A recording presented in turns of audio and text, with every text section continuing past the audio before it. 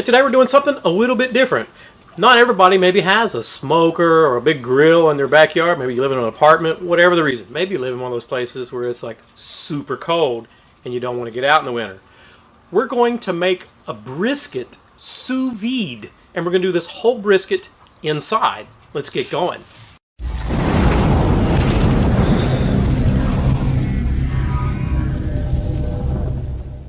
To season this guy, we got 1.5 teaspoons of Prague Powder 1. I've got 4 tablespoons of this Oak Ridge Barbecue Santa Maria grill seasoning. I chose this specific seasoning because it's very low in sugar. Garlic, black pepper, sea salt. Then there's some cane sugar in it. It's got some chilies as well, so we're going to get some nice flavor from that.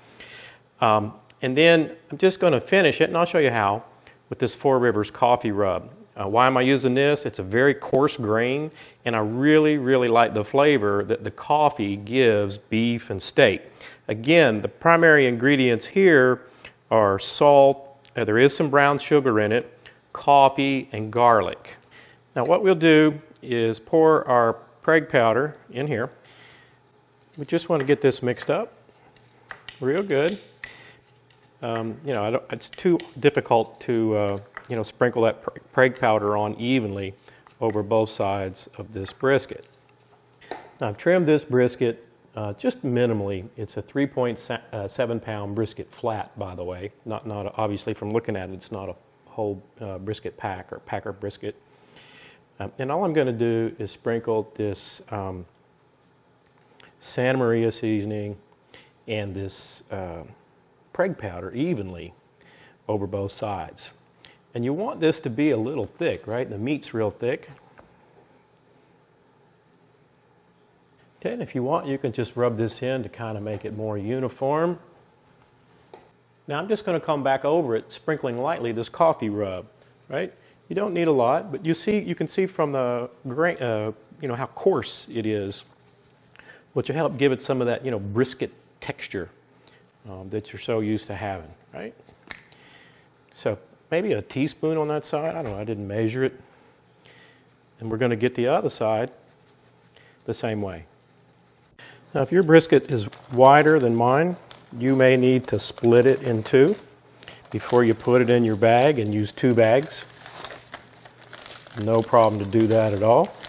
But this one's going to fit quite nicely in the bag I have here. And the last thing I'm going to do before I seal this up is I'm going to add about 1/4 teaspoon of liquid smoke. And don't worry, the liquid smoke will work its way around during the sous vide cook. If you don't like using liquid smoke, you can leave this step out.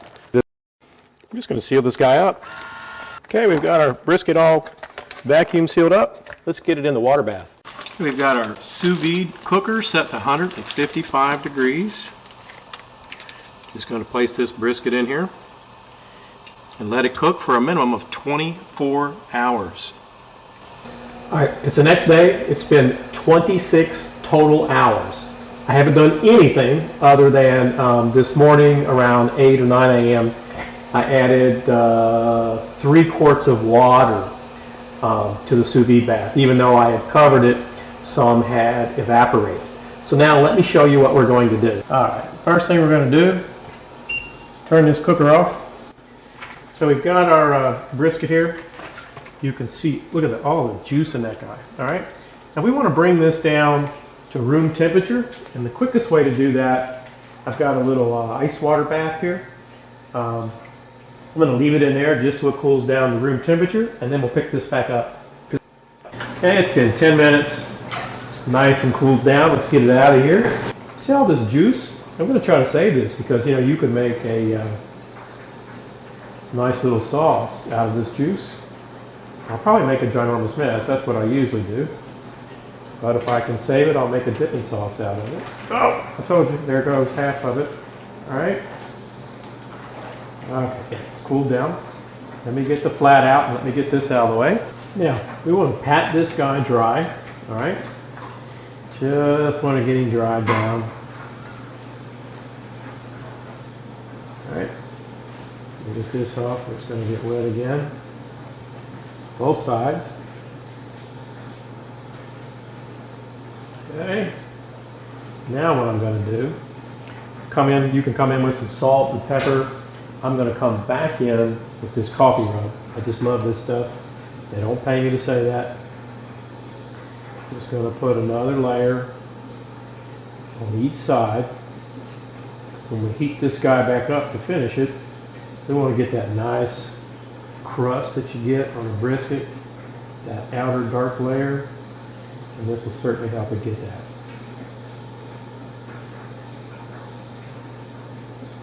Now you just want to move it to a pan. At this point, you can finish this guy in the grill or the smoker.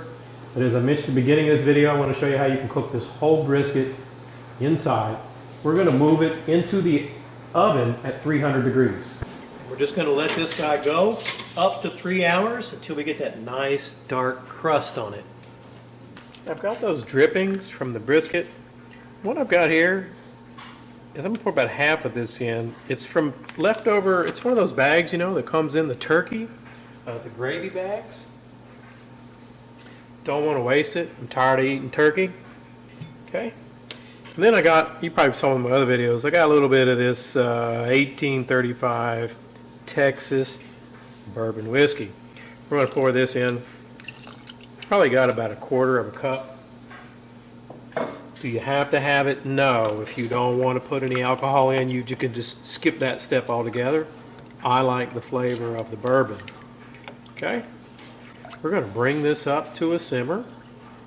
I'm going to throw in about a tablespoon of garlic. This is minced garlic. What I'm adding here is about a teaspoon of Ancho Chile powder. Oh yeah. This is going to be an awesome dipping sauce for that brisket. And you can see it's really thin. Just going to bring this up to a boil. Then we're going to simmer it until we reduce it down. It gets a little thicker. We're going to add about 2 teaspoons of mustard and a teaspoon of coriander. I think that ought to give us the flavor we want for this brisket. Wow, we're going to have a lot of sauce here. All right, it's been 2 hours, 20 minutes. I'm getting pretty dang hungry. It's got a pretty dark crust on it, and I didn't mark it. It looks like the grain is running this way. So we're going to give it a few cuts so you can see what it's like. I guess it would be better if I didn't cut into my fork, huh? Okay. I'm sorry if you're getting the hand shot there. Don't mean to do that. Seems like it's pretty tender. Well, the bark on it is really nice. Okay. Let me just cut off a couple more pieces. Okay. First of all, you can see this crust is really nice. And you can see, look, I'm just barely pulling. Look at that. It's falling apart. Now, if you look here, you can see what the Prague Powder has done, that curing salt #1. It gives it the appearance of the smoke ring. And that's what we were trying to do with that. Now, you know, most folks know the smoke ring doesn't add any flavor, but if you're into barbecue, you know that always happens. So you couldn't tell it as much on these end pieces, but if you look here in the middle, you can see we've got that smoke ring look. Yet it's not as dark as traditional brisket on a smoker because we didn't cook it to that same temperature. All right? Now, we've looked at it. Look at the moisture in it. I don't know if you can see that. Ouch, it's burning my fingers. It's still pretty hot. Let's give this brisket a try. Look at that. I mean, it's just so tender. I'll tell you, it's one of the more tender briskets I've made.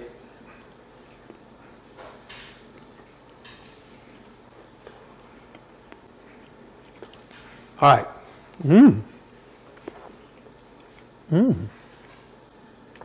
The crust on it is awesome.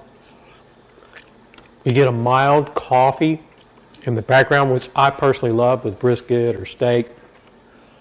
Let's give that sauce we made, you know, that gravy kind of sauce, whatever you want to call it.